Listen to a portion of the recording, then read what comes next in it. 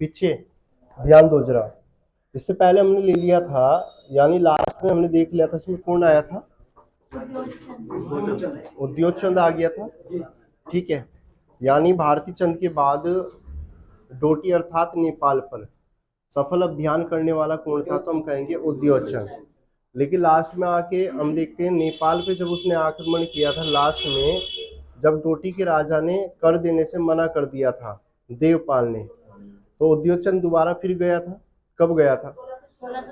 1696 में गया, लेकिन कर देने से मना कर दिया। लेकिन इस बार किसे पीट दिया गया? उद्योगचंद। और उद्योगचंद जान बचा के कहाँ आया था फिर दोबारा? अल्मोड़ा यानी कुमाऊं में आ गया था। ठीक है, और उसका पुत्र होगा अब, जिसका नाम क्या होगा? ज्ञानचंद द्वितीय। उसे कहेंगे ज्ञानचंद द्वितीय। एक हमने गरुड़ ज्ञानचंद भी पढ़ा, ठीक है, जो किसके दरबार में गया था? यानी गरुड़ ज्ञानचंद किसके दरबार में गया था? फिरोज शाह तुगलक। अब ध्यान देना जरा, अब बात करेंगे हम, यानी अब पूरी स्टोरी समझ में आ गई होगी कौन किसका लड़का है ना। आज की क्लास में रहेगा, इसमें यानी क्लास नंबर 4 है चंद्रवंश की, और इसमें रहेगा आज का टॉपिक, दो राजा होंगे, एक का नाम ज्ञानचंद द्वितीय और दूसरे का नाम होगा जगतचंद। एक क्वेश्चन पूछा जाता है कि बताएं जुआरियों पर कर लगाया था, तो जगतचंद ने लगाया था। ठीक है, जगतचंद के शासन काल को कहा जाता कुमाऊं का स्वर्ण काल। और उधर अगर हम देखें गढ़वाल में अगर देखा जाए तो गढ़वाल में, यानी गढ़वाल का स्वर्ण काल कहा जाता, तो हम कहेंगे फतेहपति शाह। इतना क्लियर हो गया। अब ध्यान देना जरा, यानी टॉपिक रहेगा इसमें, दो राजा पढ़ने हमने, एक का नाम क्या होगा? ज्ञानचंद द्वितीय और दूसरा रहेगा जगतचंद। अब ये तो पता चल गया कि ज्ञानचंद किसका लड़का है? उद्योगचंद का लड़का है। और कौन से नंबर का राजा है? तो 52वां।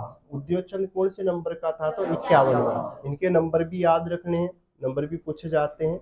ठीक है, तो अगर चंद वंश का कहें 52वां राजा कौन था, तो हम कहेंगे ज्ञानचंद था। यानी अगर कुमाऊं के अंदर देखा जाए, कुमाऊं में बैठा होगा कौन? तो हम कहेंगे, सॉरी, यहाँ पे बैठा होगा कौन? यहाँ पे बैठा होगा ज्ञानचंद द्वितीय।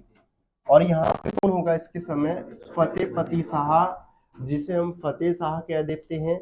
और पूरे भारत में उस समय राज किसका रहा होगा? तो हम कहेंगे औरंगजेब। ठीक है, किसका रहेगा? औरंगजेब। इतनी बात समझ में आ गई होगी। अब होता क्या है, 1698 में ज्ञानचंद द्वितीय कुमाऊं की गद्दी पे बैठेगा। ठीक है, और जैसे गद्दी पे बैठेगा तो उसके एक साल बाद, यानी कहाँ आक्रमण कर देगा? गढ़वाल पर। कहाँ पे करेगा? गढ़वाल पर आक्रमण करेगा। और गढ़वाल पर जब आक्रमण करेगा तो गढ़वाल की सीमा अर्थात हम कहेंगे बधानगढ़ पर क्या कर देगा? ये आक्रमण। ये तो पता ही हमें कि बधानगढ़ कौन सा एरिया था। इसने आक्रमण कर लिया, और आक्रमण करने के बाद जो बधानगढ़ वाला एरिया था इस पर क्या कर लिया? अधिकार किया। और अधिकार करने के बाद इस पर बहुत ज्यादा लूटपाट की। कहाँ पर? बधानगढ़ में। और बधानगढ़ से जब लूटपाट करेगा तो हम देखते हैं यहाँ से एक नंदा देवी की सोने की मूर्ति होती है, नंदा देवी की सोने की मूर्ति, यानी इसे लेकर कहाँ लेके आता है? ये अल्मोड़ा। और उसे नंदा देवी के मंदिर में क्या कर देता है? स्थापित कर देता है। कौन करेगा ये काम? ज्ञानचंद। तो यहाँ पे क्वेश्चन तैयार होता है, बताए चंद वंश का वह कौन सा राजा हुआ जो नंदा देवी की सोने की मूर्ति, यानी गढ़वाल से, ये पूरा एरिया तो गढ़वाल का ही है ना, ठीक है, और गढ़वाल से कहाँ लेके गया? कुमाऊं। और कुमाऊं में हम कहेंगे अल्मोड़ा। चंद शासकों की राजधानी कहाँ थी? अल्मोड़ा। और पहले इनकी राजधानी कहाँ थी? चंपावती। चंपावती या हम कहेंगे चंपावत। इतना क्लियर हो गया। अब जब जैसी नंदा देवी की सोने की मूर्ति कहाँ लेके आ गया?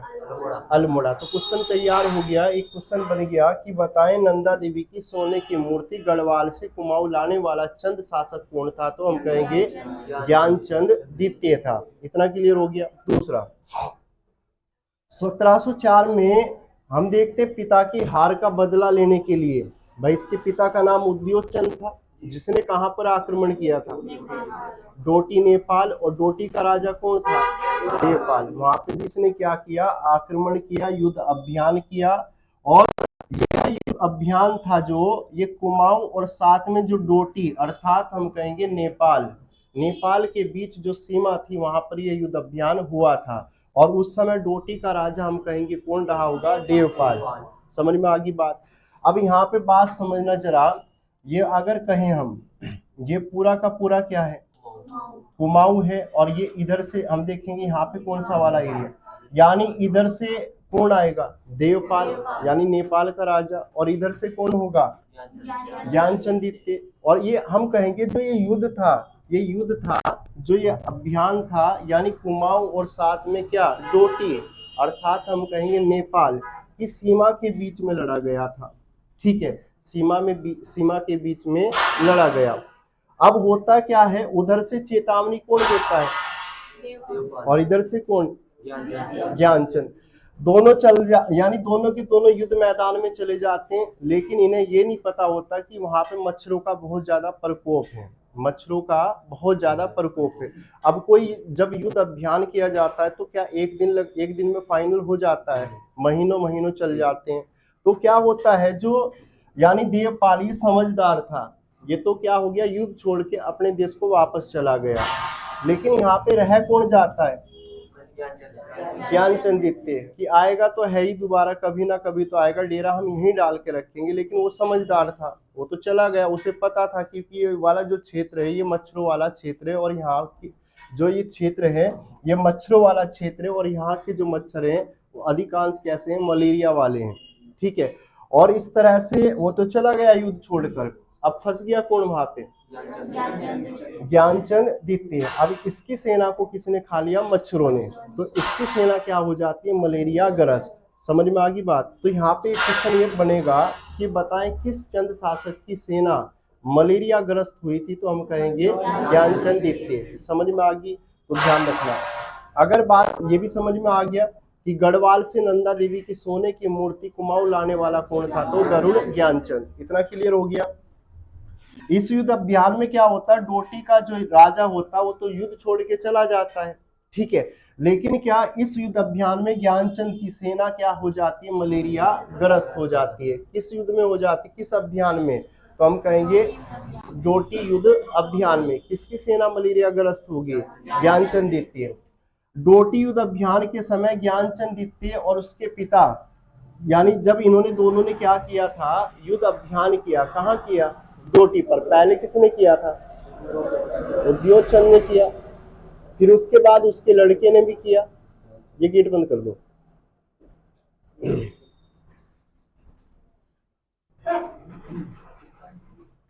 क्लियर हो गया? ध्यान दो जरा। यानी पहले किसने करा? उद्योगचंद। और फिर उसके बाद किसने किया? इसका लड़का जिसका नाम क्या था? ज्ञानचंद द्वितीय। अब जब किया तो हम कहते हैं सोर क्षेत्र और एक सीरा क्षेत्र दोनों कहाँ आते थे? पिथौरागढ़ वाले एरिया में। जब इन्होंने युद्ध अभियान किया तो वहां पे कुछ मंदिरों का निर्माण करवाया, उन मंदिरों को क्या नाम दिया गया? देवाल या धोल। अब पूछ लेगा देवाल या धोल किसे कहा जाता है? कि जिस समय उद्योगचंद और साथ में ज्ञानचंद द्वितीय ने डोटी युद्ध अभियान किया था तो इन्होंने दोनों ने मिलकर क्या बनवाए थे? कुछ मंदिरों का निर्माण करवाया था, और उन मंदिरों को हम क्या कहते हैं? देवाल या धोल कहते हैं। क्लियर हो गया? साथ में ज्ञानचंद द्वितीय ने कत्तूरी घाटी में बद्रीनाथ मंदिर का भी निर्माण करवाया था। अब तुम कहोगे बद्रीनाथ मंदिर तो चमोली में है, और कत्तूरी घाटी कहाँ से? ये बागेश्वर। तो ये मेन मंदिर नहीं है, ये कहाँ का है? तो हम कहेंगे कत्तूरी घाटी वाला मंदिर है, जिसका इसने क्या करवाया था? निर्माण करवाया था। क्लियर हो गया इतना? इसके बाद तो ये तो अपना क्या हो गया? ये उत्तराखंड है। और ये कौन सा एरिया है? तो हम कहेंगे कुमाऊं। और यहाँ पे हम देखेंगे नेपाल है। नेपाल का राजा कौन है? तो हम कहेंगे देवपाल। क्लियर हो गया? और यहाँ पे बैठा हुआ कौन है? ज्ञानचंद। और यहाँ पे कौन बैठा हुआ है? फतेह शाह। ठीक है, इसके बाद अगर देखा जाए 1707 में ज्ञानचंद द्वितीय ने फिर क्या किया? दोबारा कहाँ आक्रमण कर दिया? गढ़वाल। कहाँ पे करेगा? गढ़वाल। यानी यहाँ का तो किस्सा खत्म कर दिया इसने। अब कहाँ आक्रमण करेगा? गढ़वाल पर आक्रमण करेगा। और जब आक्रमण करेगा तो हम देखेंगे यहाँ पे गढ़वाल में, यानी चांदपुर गढ़ी जो कहाँ सी है? चमोली। यहाँ पर इसने क्या कर लिया? अधिकार कर लिया।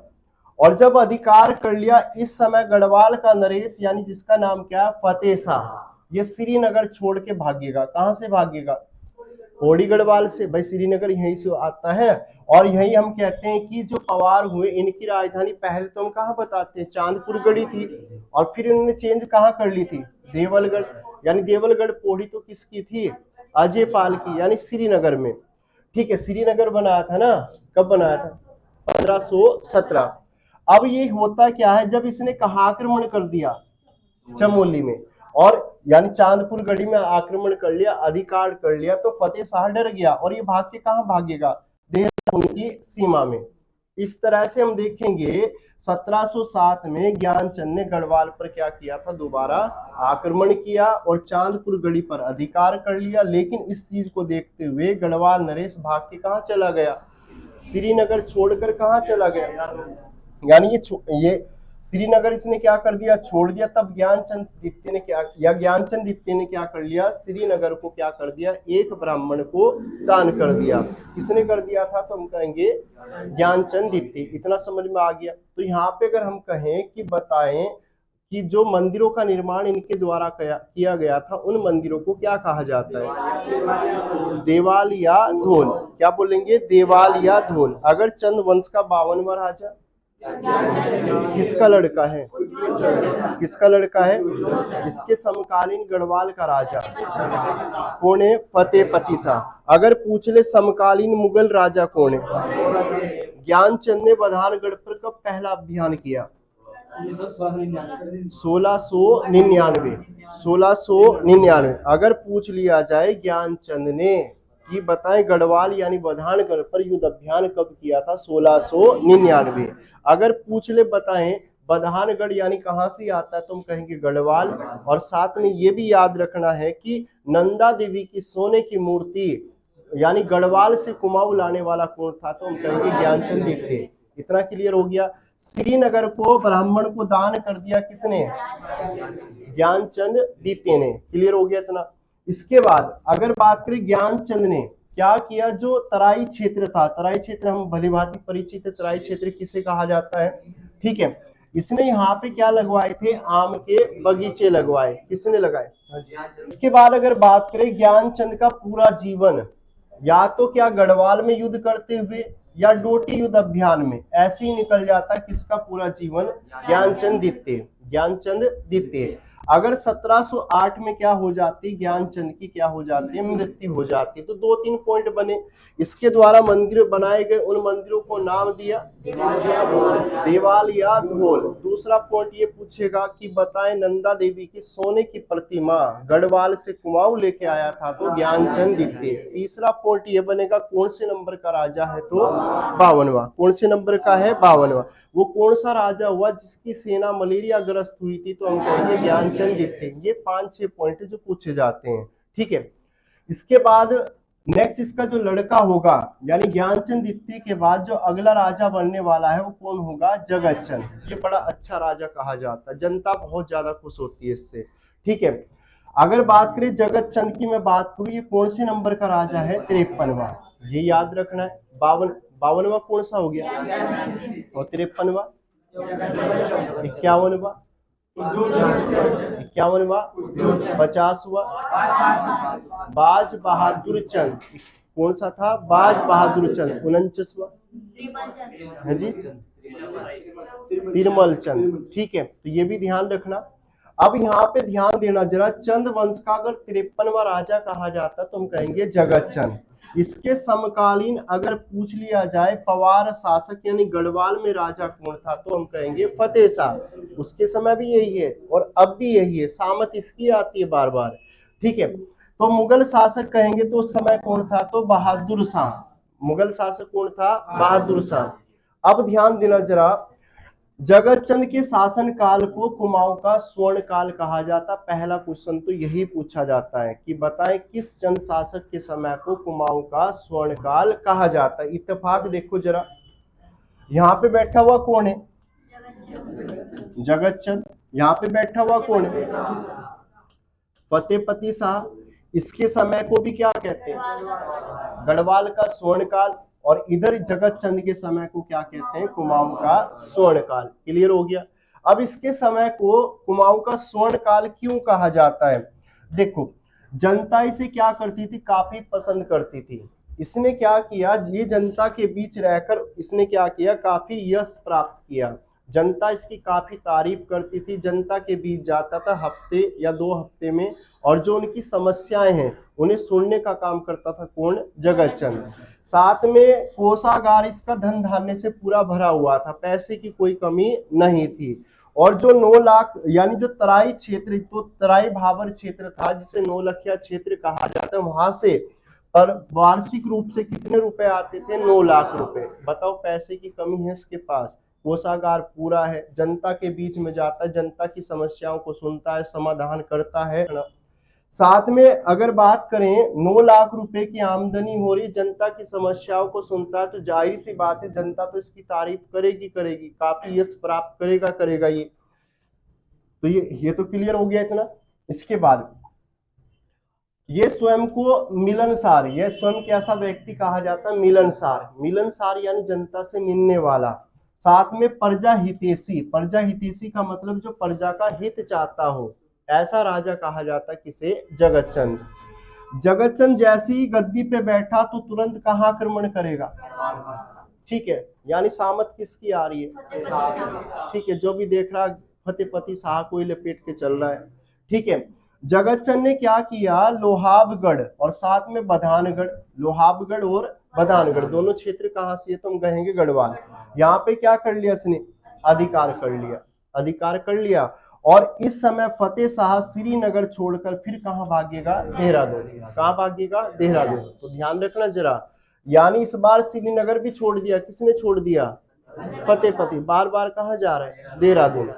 इसके बाद इस समय जगतचंद ने गढ़वाल में क्या किया, काफी लूटपाट की। जिस समय ये भाग गया, कहां छोड़कर, श्रीनगर छोड़ दिया, और कहां चला गया, देहरादून। तो इस समय इसने क्या किया, गढ़वाल क्षेत्र में काफी पूरे अच्छे तरीके से लूटपाट की, और लूटपाट करने के बाद जो धन था, धन का कुछ भाग इसने गरीबों में बांट दिया। और मैंने बताया अभी अभी इसके समय, यानी जो मुगल शासक था वो कौन था, बहादुर शाह, मोहम्मद शाह नहीं होगा, बहादुर शाह, ठीक है, बहादुर शाह, ठीक है, जफर नहीं होने का, सही करना उसे, बहादुर शाह होगा, ठीक है। अब होता क्या, इसने कुछ जो धन था वो किसके दरबार में भिजवा दिया, मुगल बादशाह जिसका नाम क्या था, बहादुर शाह, उसके दरबार में भिजवा दिया। साथ में जगतचंद मुगल बादशाह मोहम्मद शाह के दरबार में कुछ वस्तुएं भी लेके गया था, बहुत मूल्यवान वस्तुएं भी लेके गया। कौन लेके गया था, तो हम कहेंगे जगतचंद। अभी हमने देखा जी, ये मोहम्मद शाह है, ये मोहम्मद शाह नहीं है, ये बहादुर शाह है, ठीक है, ये बहादुर शाह है, ठीक है, ये सही करना। क्लियर हो गया। तो यहाँ पे ध्यान रखना, बहादुर शाह है, मोहम्मद शाह नहीं होगा ये। तो यहाँ पे ध्यान रखना, मुगल बादशाह के दरबार में गया, कौन गया था, तो हम कहेंगे बहादुर शाह। पहाड़ी वस्तुएं और मूल्यवान उपहार लेके गया था कौन, जगतचंद। किसके दरबार में गया, बहादुर शाह। तो यहाँ पे हमने देखा जितने भी अभी राजा हैं, जितने भी अभी राजा हैं, सभी के सभी कहाँ जा रहे हैं, मुगल दरबार में। लेकिन ऐसा हम केवल एक राजा देखेंगे गढ़वाल क्षेत्र में जिसे कहा जाता है श्याम शाह, ठीक है, वो जाएगा। लेकिन वो भी किसके समय में जाएगा, हाँ जी, श्याम शाह, बताओ जी, जहांगीर के, ठीक है। और इसकी जानकारी हमें किससे मिलती है, जहांगीर नामा। जहांगीर यानी जहांगीर ने क्या, श्याम शाह को हाथी और घोड़े क्या दिए थे, उपहार दिए थे। ये भी ध्यान रखना जरा, ठीक है। इसके बाद जगतचंद ने जुआरियों पर कर लगाया, जिसे नाम क्या दिया इसने, जुआ की वाच। जुआ की वाच, देखता रहता था कि कोई जुआ तो नहीं खेल रहा, तो उन्हें पकड़ने के लिए क्या, जुआरियों पर क्या लगाया इसने, टैक्स लगाया, कर लगाया। किसने लगाया था, जगतचंद। क्लियर हो गया। अगर पूछ लिया जाए इसी के समय हम देखेंगे फतेह शाह भी इसने भी क्या, जैसे यहाँ पे हमने देखा जगतचंद ने क्या, गढ़वाल पर कई आक्रमण किए, तो इस बार जगतचंद क्या हो गया, कहीं घूमने के लिए निकल गया। लेकिन इधर बैठा हुआ ताक में कौन बैठा हुआ था, फतेह शाह। फतेह शाह ने फिर आक्रमण कर दिया, कहाँ, कुमाऊं पर। और कुमाऊं पर जब आक्रमण करेगा तो कहाँ करेगा, कत्तुरी घाटी। और कत्तुरी घाटी पर जब आक्रमण किया तो बैजनाथ, हम कहेंगे बैजनाथ घाटी में इसने क्या किया, बहुत ज्यादा लूटपाट मचाई। और साथ में गढ़सार ग्राम, यानी गढ़सार ग्राम जो क्या था, ग्राम था या गांव था, उसे किसे दान कर दिया, बद्रीनाथ मंदिर को। समझ में आ गया। उधर से श्रीनगर किसे दान कर दिया गया था, ठीक है। हजारों गायों का दान करने वाला कहा जाता है जगतचंद। ये भी कई बार पूछा गया कि बताएं किस शासक को हजारों गायों का दान करने वाला कहा जाता है, तो जगतचंद। 1720 में जगतचंद की मृत्यु हो जाती है, किस रोग से हो जाती है, चेचक से। तो ध्यान रखना, 6 रोग से कौन मर गया था, 6 रोग से चला गया था दिलीप चंद, तो चेचक से मर गया कौन, जगतचंद। च ज में ध्यान रखना, च और ज, च से क्या हो गया, चेचक, और ज से क्या हो गया, जगतचंद। जगतचंद की क्या हो जाती है, मृत्यु। जगतचंद के बाद जो अगला राजा बनेगा वो कौन बनेगा, देवीचंद। कौन बनेगा, देवीचंद। और जगतचंद की जैसे मृत्यु होती है तो कुमाऊं का अवनति काल शुरू हो जाता है। अब जितने भी राजा होंगे सभी क्या होंगे, खचरे होंगे, यानी कह सकते हैं बेवकूफ राजा होंगे, अपने साम्राज्य का कोई ध्यान नहीं रखेंगे। और इसी दौरान, इसी में हम देखेंगे अब, यानी हर्षदेव जोशी इसी के बाद आने वाला है, ठीक है। वो क्या करेगा, पहले गढ़वाल के राजा को निमंत्रण देगा, फिर किसे देगा, गोरखाओं को देगा, गोरखाओं यानी नेपाल से बुलाएगा, और इस तरह से यहाँ पे क्या होगा, गोरखा राज लगेगा, ठीक है। जगतचंद के बाद इसका पुत्र जिसका नाम क्या था, देवीचंद, ठीक है। देवीचंद भी विलासी राजा कहा जाता है, इसे कुमाऊं का मोहम्मद बिन तुगलक कहा जाता है, किसे, देवीचंद, ठीक है। इतना क्लियर हो गया। अब यहाँ पे ध्यान देना जरा, चंद वंश का अगर कहें 52वां राजा कहेंगे तो हम ज्ञानचंद द्वितीय, ज्ञानचंद द्वितीय। समकालीन पवार राजा कहेंगे तो फतेहपति शाह, फतेहपति शाह, या हम कहेंगे फतेह शाह, एक ही नाम है ये। समकालीन मुगल राजा कहेंगे तो औरंगजेब। कौन है, औरंगजेब। ज्ञानचंद ने बधानगढ़ पर कब आक्रमण अधिकार कर लिया था, 1699, 1699।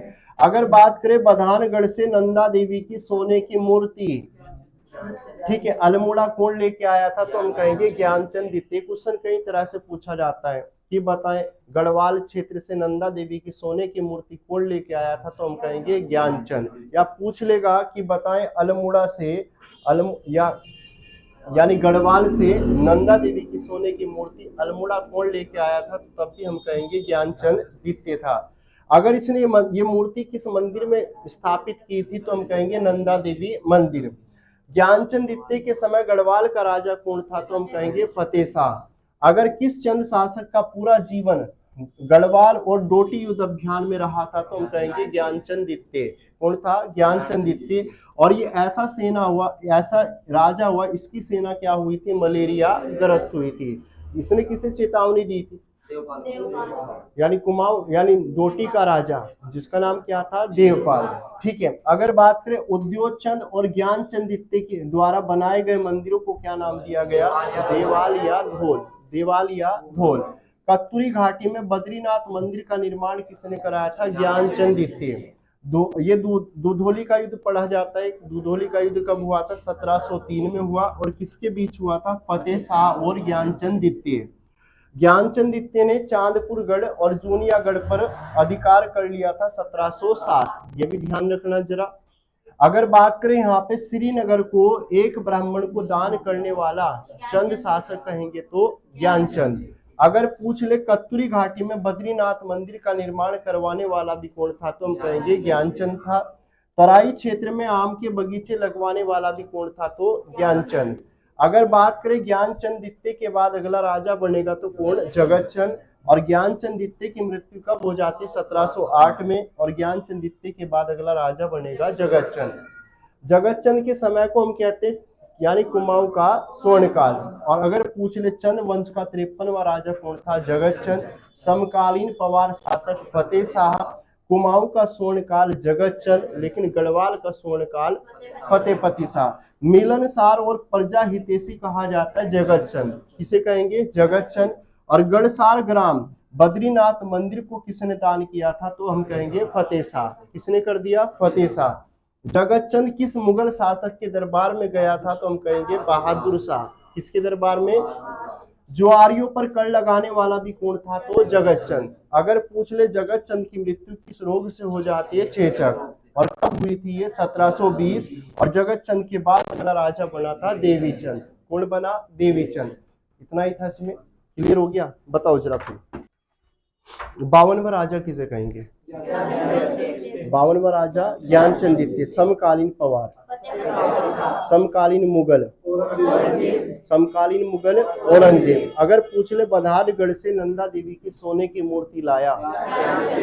ज्ञानचंद द्वितीय। कौन लाया था? ज्ञानचंद द्वितीय। अगर पूछ ले ज्ञानचंद द्वितीय के समय गढ़वाल का राजा कौन था? तो हम कहेंगे फतेह शाह।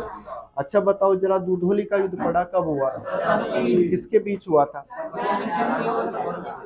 ज्ञानचंद और, ध्यान रखना, फतेह शाह। दुधौली का युद्ध ज्ञानचंद और फतेह शाह। अगर पूछ ले ये चंद वंश का 53वां राजा कौन था? तो जगत चंद। कौन था? जगत चंद। अगर समकालीन राजा कहें तो यानी गढ़वाल का राजा फतेह शाह। ठीक है। जुआरियों पर कर लगाया किसने? किसने लगाया? जगत चंद की मृत्यु किस रोग से हुई? और जगत चंद के बाद अगला राजा कौन बनेगा? और देवी चंद को कहा जाता कुमाऊं का मोहम्मद बिन तुगलक। ठीक है, इसमें इतना ही था ये।